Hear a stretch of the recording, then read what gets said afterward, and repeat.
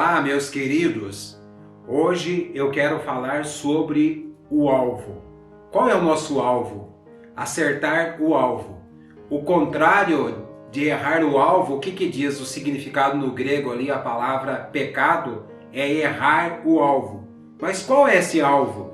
Então você vai conhecer agora. Em Hebreus capítulo 12, versículo 1 e 2 diz assim: Portanto, visto que nós também estamos rodeados de tão grande nuvem de testemunhas, deixemos todo o embaraço e o pecado que de tão perto nos rodeia e corramos com perseverança a carreira que está proposta, olhando firmemente para Jesus, o autor e consumador da nossa fé. Essa palavra aqui está mostrando que Jesus é o alvo. Jesus é o autor e consumador da nossa fé. Ele é alfa, o ômega, o início e o fim. Quando a palavra diz lá em Hebreus, que é o capítulo dos heróis da fé, Hebreus 11:6 diz assim, que sem fé é impossível de agradar a Deus, porque aquele que se aproxima de Deus tem que crer que Ele existe e que Ele é galardoador daqueles que o buscam. Olha que coisa tremenda. Então, sem fé ou sem o alvo, sem Jesus, é impossível de agradar a Deus.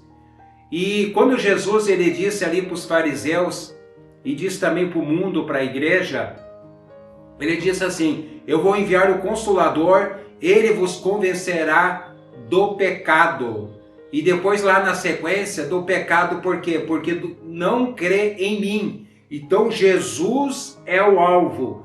Quando nós não temos revelação do alvo, nós realmente erramos o alvo, que é o pecado.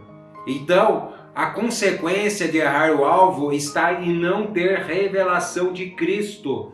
Por isso que nós temos que olhar firmemente para o autor e consumador da nossa fé, Jesus. E quando você não acertar o alvo, você não vai estar livre do pecado. O pecado vai trazer uma consciência de culpa, de condenação, mas quando você é justificado em Cristo, você se torna a justiça de Deus em Cristo Jesus, você vai dizer: eu acertei o alvo. Jesus Cristo, Jesus, ele levou sobre si todos os nossos pecados, as nossas culpas, a nossa condenação.